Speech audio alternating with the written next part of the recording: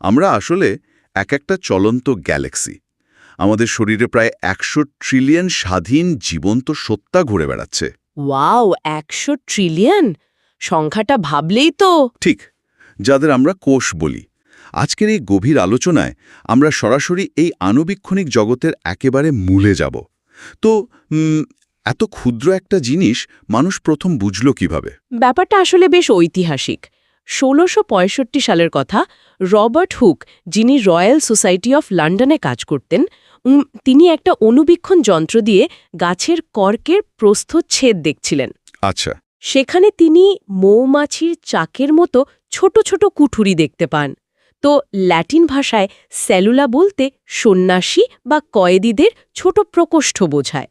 সেখান থেকেই সেল বা কোষ শব্দের উৎপত্তি। তিনি এটা তার বিখ্যাত মাইক্রোগ্রাফিয়া গ্রন্থে প্রকাশ করেন। কিন্তু একটা জিনিস, তিনি তো আসলে মৃত কোষ দেখেছিলেন, তাই না? মানে শুধু ফাঁপা দেয়ালটা। হ্যাঁ, একদম ঠিক ধরেছেন। জীবন্ত কোষের জগৎটা তখনও অজানা ছিল। এরপর 1674 সালে বিজ্ঞানী অ্যান্টনি ভ্যান লিউভেনহুক সর্বপ্রথম জীবিত কোষ পর্যবেক্ষণ করেন। তিনি শুক্রাণু, লোহিত রক্তকণিকা, প্রোটোজোয়া আর ব্যাকটেরিয়া আবিষ্কার করেন। তার মানে তিনি প্রথম জীবনের আসল রূপটা দেখলেন। ঠিক। আর এই কোষ নিয়ে পরে তা আরও অনেক বিজ্ঞানী কাজ করেছেন। যেমন ধরুন উদ্ভিদবিজ্ঞানের জনক থিওফ্রাস্টাস, যার বইয়ের নাম এনকোয়ারি ইন্টু প্লান্টস, বা ক্যারোলাস লিনিয়াস, যিনি ট্যাক্সোনমির জনক, তার সিস্টেমা ন্যাচুরা বইয়ের কথা তো আমরা জানি। আর গ্রেগর জোহান ম্যান্ডেল তো আছেনই, বংশগতিবিদ্যার জনক। হ্যাঁ। তো বিজ্ঞানীরা কোষের নানান সংজ্ঞা দিয়েছেন। যেমন 1961 সালে জম রাশেদ বললেন, এটি জীবের গঠনগত মৌলিক একক। খুবই সরল একটা সংজ্ঞা। আবার 1963 সালে লোই আর সিকেভিটস বললেন, এটি জৈবিক ক্রিয়াকলাপের একক, যা অর্ধভেদ্য ঝিল্লি দ্বারা আবৃত আর সজীব মাধ্যম ছাড়াই আত্মপ্রজননে সক্ষম। মানে নিজেই বংশবৃদ্ধি করতে পারে। ঠিক। এরপর 1970 সালে অধ্যাপক সিপি হাইকমান বললেন, এটি জৈবিক গঠন ও কার্যের একক, যা নিজের নিয়ন্ত্রণ ও প্রজননে সক্ষম। আর 1979 সালে ডি রোবার্টেজ দিলেন সবচেয়ে পরিচিত সংজ্ঞা, জীবের মৌলিক গঠনগত ও কার্যগত একক। সো দেন, এই কোষের আকার আর আয়তনের বৈচিত্র্য নিয়ে যদি বলি, মানে একটা সাধারণ কোষের আকার তো প্রায় 10 মাইক্রোমিটার, আর ওজন 1 ন্যানোগ্রাম হয়, তাই না? হ্যাঁ, পরিমাপের এককগুলো একটু মনে করিয়ে দিই। সেন্টিমিটার তো খালি চোখেই দেখা যায়, যেমন ডিম। 1 সেন্টিমিটার মানে 0.4 ইঞ্চি। এরপর মিলিমিটার, তারপর মাইক্রোমিটার বা মাইক্রন, যেটা 0.001 মিলিমিটারের সমান। এটা আলোক অণুবীক্ষণ যন্ত্রে দেখা যায়। আর ন্যানোমিটার তো ইলেকট্রন অণুবীক্ষণের জন্য, তাই না? একদম।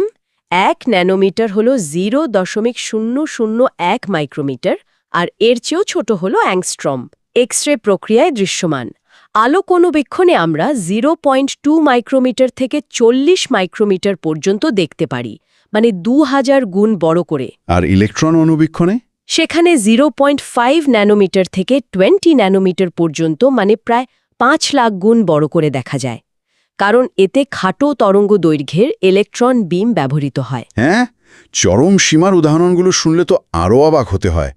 সবচেয়ে ছোট কোষ কোনটা? সবচেয়ে ছোট হল মাইকোপ্লাজমা গ্যালিসেপ্টিকাম বা পিপিএলও।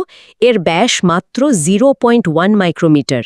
আর সবচেয়ে বড় কোষ হল উটপাখির ডিম, প্রায় 17 সেন্টিমিটার বাই 12.5 সেন্টিমিটার। ওয়াও! আর উদ্ভিদের ক্ষেত্রে? সবচেয়ে বড় এককোষী উদ্ভিদ হল অ্যাসেটাবুলেরিয়া নামক শৈবাল, যা 5 থেকে 10 সেন্টিমিটার লম্বা। আর বহুকোষী উদ্ভিদের সবচেয়ে লম্বা কোষ হল র্যামি বা বোহিমিয়া নিভিয়া গাছের তন্তুকোষ, 55 সেন্টিমিটার। মানবদেহেও তো অনেক ভ্যারিয়েশন আছে। মানে আয়তনের দিক থেকে সবচেয়ে ছোট কোষ শুক্রাণু, আর বড় হল ডিম্বাণু, যার ব্যাস 0.1 মিলিমিটার। তবে সার্বিকভাবে ক্ষুদ্রতম কোষ কিন্তু অণুচক্রিকা। একদম ঠিক তথ্য। রাইট? দেন কোষবিদ্যা বা সাইটোলজির ইতিহাসে আসি। কিটোজ আর লগোস মিলে এই শব্দটা তৈরি। রবার্ট হুককে আমরা কোষবিদ্যার জনক বলি, কিন্তু আধুনিক কোষবিদ্যার জনককে? আধুনিক কোষবিদ্যার জনক হলেন কার্ল পি. সোয়ানসন। আচ্ছা, এই শাখায় তো প্রচুর মাইল ফলক আছে। হ্যাঁ, যেমন ম্যাক্স নল আর আর্নেস্ট রাস্কা আবিষ্কার করলেন ইলেকট্রন অণুবীক্ষণ যন্ত্র। জেমস ডি ওয়াটসন ও ফ্রান্সিস ক্রিক দিলেন ডিএনএ ত্রিমাত্রিক গঠন। আর ফ্রেডরিক স্যাঙ্গার তো ডিএনএ সিকোয়েন্সিং এবং ব্যাকটেরিওফাজের জিনোম সিকোয়েন্স বের করেছিলেন। ক্যারি মুলেসের পিসিআর পদ্ধতির কথা তো ভুললে চলবে না। ঠিক, ইয়ান উইলমোট প্রথম ডিপ্লয়েড দেহকোষ থেকে ডলি নামক ভেড়া ক্লোন করলেন। লিল্যান্ড হার্টওয়েল কোষচক্রের নিয়ন্ত্রক আবিষ্কার করলেন। রবার্ট এডওয়ার্ড নিয়ে এলেন আইভিএফ বা টেস্ট টিউব বেবি। এছাড়া ইয়োশিনোরি ওসুমির অটোফ্যাকি আবিষ্কার, উইলিয়াম কেলিনের অক্সিজেন সংভেদ ও অভিযোজন কৌশল। হ্যাঁ, আর ইয়ারভিন চরগাফ প্রমাণ করলেন ভিন্ন প্রজাতিতে ডিএনএ নিউক্লিওটাইড ভিন্ন হয়। ফোবাস লেভিন দেখালেন নিউক্লিওটাইডের প্রধান 3টি উপাদান। এত সব আবিষ্কারের মধ্যে একটা তত্ত্ব কিন্তু যুগান্তকারী, কোষতত্ত্ব। হ্যাঁ, 1838 সালে উদ্ভিদবিজ্ঞানী জ্যাকব স্লেডিন এবং 1839 সালে প্রাণীবিজ্ঞানী থিওডর সোয়ান এটা প্রদান করেন। এর মূল কথা হল কোষী জীবের গাঠনিক ও কার্যকারী একক। কিন্তু পরে তো এর সাথে নতুন কিছু যোগ হয়েছিল, তাই না? একদম। 1855 সালে রুডলফ ভার্চাও যোগ করেন যে কোষ হতেই কোষের উৎপত্তি ঘটে, মানে সকল কোষ পূর্বস্থিত কোষ থেকে সৃষ্ট। আবার দেন বিজ্ঞানের কোনো নিয়মের কি ব্যতিক্রম নেই? এই যে কোষ মতবাদ, এর সীমাবদ্ধতাগুলো কি? অবশ্যই সীমাবদ্ধতা আছে। মানে ভাইরাস, ভিরিয়ন আর প্রিয়ন্স, এদের তো কোনো কোষীয় গঠন বা স্থাপত্যই নেই। আবার ব্যাকটেরিয়া ও আর্কিব্যাকটেরিয়ার সুগঠিত নিউক্লিয়াস থাকে না। শুধু অণুজীব কেন, আমাদের প্রাণীর যোজক কলায় তো অনেক অকোষী ভিত্তিপদার্থ বা ম্যাট্রিক্স থাকে। ঠিক, আবার প্রাণীর ত্বক বা উদ্ভিদের বাকলের কোষগুলোর প্রোটোপ্লাজম মৃত বস্তু দ্বারা প্রতিস্থাপিত হয়। পরিণত সিভনল আর আমাদের লোহিত রক্তকণিকায় কিন্তু নিউক্লিয়াস থাকে না। আরেকটা অদ্ভুত ব্যাপার আছে, কিছু শৈবাল যেমন ভাউচেরিয়া বা ছত্রাক যেমন রাইজোপাস আর মিউকর, এদের গঠন তো সিনোসাইটিক। হ্যাঁ, সিনোসাইটিক বা কোয়ানোসাইটিক, মানে এদের সাইটোপ্লাজমে বহু সংখ্যক মুক্ত নিউক্লিয়াস থাকে, কোনো দেয়াল দিয়ে ভাগ করা থাকে না। অ্যান্ড দেন এই জায়গাটা সবচেয়ে রোমাঞ্চকর, প্রথম কোষের উৎপত্তি। পৃথিবীতে প্রথম কোষ কিভাবে এলো? এটার জন্য আদি পরিবেশে ফিরে যেতে হবে। 1920 সালে আলেকজান্ডার ওপারিন এবং জেবিএস হাল্ডেন ধারণা দেন যে প্রাচীন পৃথিবীর বায়ুমণ্ডলে মিথেন, অ্যামোনিয়া, হাইড্রোজেন এবং জলীয় বাষ্প ছিল, কিন্তু কোনো মুক্ত অক্সিজেন ছিল না, তাই তো? একদম না। বজ্রপাত ও অতিবেগুনি রশ্মির ফলে এসব গ্যাস থেকে প্রথম জৈব অণু সৃষ্টি হয়। আর এটা প্রমাণ করেন এস মিলার এবং এইচ ইউরে 1953 সালে। তারা গবেষণাগারে বিদ্যুৎ প্রবাহ চালনা করে অ্যামিনো অ্যাসিড তৈরি করে দেখিয়েছিলেন। মানে একেবারে ল্যাবে জীবন সৃষ্টির সূচনা। এখান থেকেই তো আরএনএ ওয়ার্ল্ড হাইপোথেসিস আসে। হ্যাঁ, যেখানে বলা হয় আদি জীবন সম্ভবত সরল আরএনএ ছিল। মজার ব্যাপার হল পৃথিবীর সকল জীব একই 64টি জেনেটিক কোডন বহন করে, যা প্রমাণ করে আমাদের সবার আদি উৎস একটি। আর এন্ডোসিম্বায়োসিস প্রক্রিয়াটা তো আরও দারুণ। এটা আসলে একটা টিকে থাকার কৌশল। একটা প্রকৃত কোষে বায়বীয় ব্যাকটেরিয়া প্রবেশ করে মাইটোকন্ড্রিয়নে পরিণত হয়ে প্রাণীকোষ সৃষ্টি করল, আর ফটোসিনথেটিক ব্যাকটেরিয়া প্রবেশ করে ক্লোরোপ্লাস্টে পরিণত হয়ে উদ্ভিদ কোষ সৃষ্টি করল। ওয়েল দেন, এত কথা বললাম, কিন্তু একটা কোষকে আমরা কিভাবে জীবন্ত বলবো? এর বৈশিষ্ট্যগুলো কি? কোষের ভেতরে গাঠনিক ও আণবিক উপাদান থাকে। এটি কাঁচামাল গ্রহণ করে শক্তি ও অনুসংশ্লেষ করতে পারে। এরা সুনিয়ন্ত্রিতভাবে বাড়ে, উত্তেজনায় সাড়া দেয়। আর হোমিওস্ট্যাটিক অবস্থা তো বজায় রাখে, রাইট? মানে ভেতরের ভারসাম্য। হ্যাঁ, এরা অভিযোজিত হয়, বিপাক বা মেটাবলিজম প্রদর্শন করে, জিনগত তথ্য প্রজন্মান্তরে সঞ্চারণ করে এবং নির্দিষ্ট সময় পর মৃত্যুবরণ করে। কিন্তু কোষ কেন ছোট থাকে? এটা তো বিশাল বড় হতে পারত। এর পেছনের বিজ্ঞানটা হল সারফেস এরিয়া বা পৃষ্ঠতলের অনুপাত। কোষের আয়তন বাড়লে সারফেস এরিয়া সেই অনুপাতে বাড়ে না। ফলে বাইরের সাথে উপাদানের আদান প্রদান সীমিত হয়ে যায়। টিকে থাকতে অসুবিধা হয় বলেই কোষ বিভাজিত হয়ে ছোট থাকে। আচ্ছা, আর এই যে পার্থক্যকরণ বা ডিফারেন্সিয়েশন, এটা কিভাবে কাজ করে? একই জিনোম তো সবার। হ্যাঁ, আমাদের সব কোষে একই ব্লুপ্রিন্ট, কিন্তু মানুষের স্নায়ুকোষ আর পেশিকোষ আলাদা কাজ করে। যেমন ধরুন অগ্নাশয়ের বিটা কোষ ইনসুলিন নিঃসরণ করে, কিন্তু ত্বক তা করে না, যদিও ত্বকের কোষেও সেই জিন আছে। সো দেন কাজের ভিত্তিতে কোষের প্রকারভেদ নিয়ে যদি বলি, কাজের ভিত্তিতে প্রধানত দুটি ভাগ: দেহকোষ বা সোম্যাটিক সেল, যা ডিপ্লয়েড এবং অঙ্গতন্ত্র গঠন করে, যেমন মূল, পাতা বা স্নায়ুকোষ। আর দ্বিতীয়টা হল জননকোষ বা রিপ্রোডাক্টিভ সেল, তাই না? ঠিক, এরা হ্যাপ্লয়েড এবং যৌন জননে অংশ নেয়, যেমন শুক্রাণু আর ডিম্বাণু। তবে রেণু হল অযৌন জননের একক। আর নিউক্লিয়াসের ভিত্তিতে? নিউক্লিয়াসের ভিত্তিতে আদিকোষ বা প্রোক্যারিওটিক সেল এবং প্রকৃত কোষ বা ইউক্যারিওটিক সেল। আদিকোষে আবরণী বেষ্টিত নিউক্লিয়াস নেই, বৃত্তাকার ডিএনএ মুক্তভাবে নিউক্লিয়েড অঞ্চলে থাকে। এদের রাইবোজোম 70S প্রকৃতির এবং অ্যামাইটোসিস বিভাজন হয়। উদাহরণ হিসেবে তো মাইকোপ্লাজমা, ব্যাকটেরিয়া বা ব্যাসিলাস, সাইনোব্যাকটেরিয়া বলা যায়। আর প্রকৃত কোষে তো আবরণী বেষ্টিত নিউক্লিয়াস ও অঙ্গাণু থাকে। একদম। অ্যান্ড দেন ক্রোমোজোম সংখ্যার ভিত্তিতে ডিপ্লয়েড আর হ্যাপ্লয়েড কোষের ব্যাপারটা একটু বুঝিয়ে বলুন। ডিপ্লয়েড কোষে 2 সেট ক্রোমোজোম বা 2N থাকে, মানে 2 সেট জিনোম। অধিকাংশ প্রাণী এবং সপুষ্পক বা অপুষ্পক উদ্ভিদে এটা দেখা যায়। আর হ্যাপ্লয়েড কোষে 1 সেট ক্রোমোজোম বা N থাকে। যেমন জননকোষ, স্পোরোজোয়া, অধিকাংশ শৈবাল ও ছত্রাক আর সকল ব্রায়োফাইট কিন্তু হ্যাপ্লয়েড। ঠিক বলেছেন। ওকে দেন প্রকৃত কোষের বিস্তারিত বৈশিষ্ট্যে আসা যাক। এর নামটা তো গ্রিক শব্দ থেকে এসেছে। ইউ মানে গুড আর কেরিয়ন মানে নিউক্লিয়াস। হ্যাঁ, প্রকৃত কোষে 80S রাইবোজোম থাকে, ডিএনএ সূত্রাকার এবং একাধিক ক্রোমোজোমে বিন্যস্ত থাকে। এতে হিস্টোন প্রোটিন থাকে। কোষ বিভাজন হয় মাইটোসিস ও মায়োসিস প্রক্রিয়ায়। আর শ্বসন ও পুষ্টির ব্যাপারটা?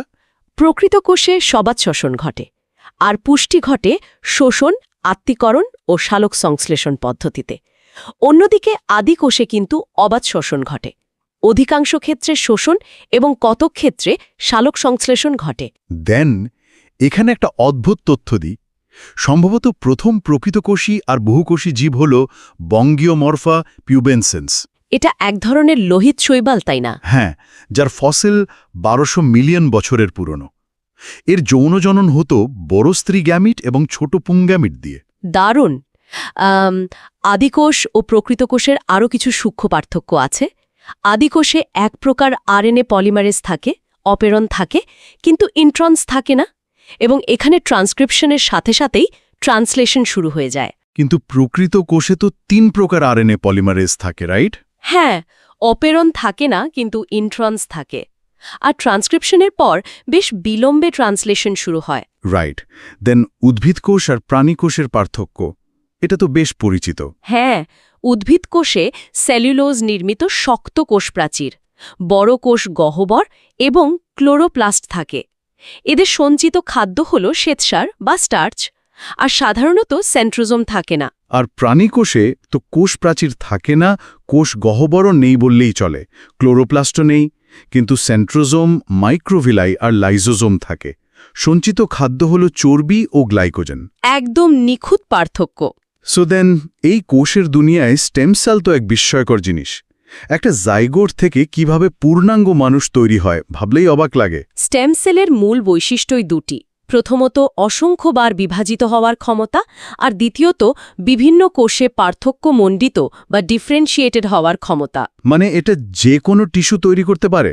হ্যাঁ, এটি নতুন টিস্যু তৈরিতে বা হার্ট, কিডনির মতো অঙ্গ প্রতিস্থাপনে ব্যবহৃত হতে পারে। বোন ম্যারো, স্কিন, লিভারের স্টেম সেল খুব দ্রুত রিপেয়ার করতে পারে। কিন্তু ব্রেন, কিডনি বা হার্টের স্টেম সেল তো খুব কমই রিপেয়ার করতে পারে।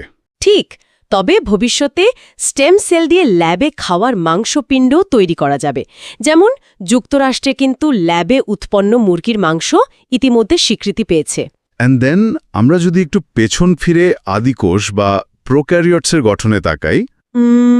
উদাহরণ হিসাবে আমরা এস্চেরিচিয়া কোলাই বা কোলাই ব্যাকটেরিয়ার কথা বলতে পারি। এদের কোষপ্রাচীর কিন্তু সেলুলোজের বদলে মিউকোপেপটাইড বা পেপটিডোগ্লাইকান দিয়ে তৈরি। এদের তো কোনো সাইটোস্কেলিটন থাকে না, আর আবরণী বেষ্টিত কোনো অঙ্গাণুও থাকে না, তাই না? ঠিক তাই, একেবারে ছিমছাম গঠন। ওয়েল দেন, একটা আদর্শ উদ্ভিদ কোষের গঠন কেমন হয়? মানে যদি এর নির্জীব উপাদান বা জড় পদার্থগুলো নিয়ে কথা বলি। প্রোটোপ্লাজম বা সজীব বস্তু বাদে নির্জীব বস্তুকে 3 ভাগে ভাগ করা যায়। 1. সঞ্চিত পদার্থ, যেমন কার্বোহাইড্রেট, প্রোটিন, লিপিড। 2. নিঃসৃত পদার্থ, যেমন হরমোন, পিগমেন্ট, এনজাইম, নেকটার। আর 3 নম্বর হলো বর্জ্য পদার্থ, তাই না? হ্যাঁ, এর মধ্যে আছে রেজিন, ট্যানিন, গাম বা আঠা, ল্যাটেক্স, অ্যালকালয়েড, জৈব অ্যাসিড, উদ্বায়ী তেল এবং খনিজ পদার্থ। ফাইনালি দেন আমরা সজীব অংশে মানে সাইটোপ্লাজম ও অঙ্গাণুগুলোতে প্রবেশ করতে পারি। সো এই সাইটোপ্লাজমের ভেতরের বৈচিত্র্যটা আসলে কেমন? সাইটোপ্লাজমে 2 ধরনের অঙ্গাণু থাকে। ঝিল্লিবদ্ধ অঙ্গাণু, যেমন mitochondria, endoplasmic reticulum, lysosome, Golgi body, plastid, vacuole, vesicle, peroxisome আর গ্লাইঅক্সিজোম। আর ঝিল্লিবিহীন অঙ্গাণুগুলো? সেগুলো হল রাইবোজোম, সেন্ট্রিওল, প্রোটিওসোম এবং কোষীয় কঙ্কাল, যার মধ্যে আছে মাইক্রোফিলামেন্ট, মাইক্রোটিউবিউলস আর ইন্টারমিডিয়েট ফিলামেন্ট। আর ওই শহরের হেডকোয়ার্টার মানে নিউক্লিয়াস? নিউক্লিয়াসের মূলত 4টি অংশ: নিউক্লিয়ার এনভেলপ, নিউক্লিওপ্লাজম, নিউক্লিওলাস এবং ক্রোমাটিন তন্তু বা রেটিকুলাম। দারুণ একটা আলোচনা হলো আজ। শেষ করার আগে একটা অদ্ভুত বিষয় নিয়ে একটু ভাবুন তো। আমাদের দেহের কোষগুলো যদি প্রতিনিয়ত মারা যায় এবং একই জেনেটিক কোড ব্যবহার করে নতুন কোষদ্বারে প্রতিস্থাপিত হয়, তবে 10 বছর আগের যে আমি আর বর্তমানের যে আমি, তারা কি শারীরিকভাবে সম্পূর্ণ ভিন্ন কেউ? এটা তো ফিলোসফিক্যাল একটা প্রশ্ন হয়ে গেল। একদম। নাকি আমরা কেবল একটি প্রাচীন ব্লুপ্রিন্টের উপর টিকে থাকা এক প্রবাহমান সত্তা? কোষের এই ক্ষুদ্র জগৎ আমাদের অস্তিত্বের বিশাল এক প্রশ্নের সামনে দাঁড় করিয়ে দেয়। আজ এ পর্যন্তই।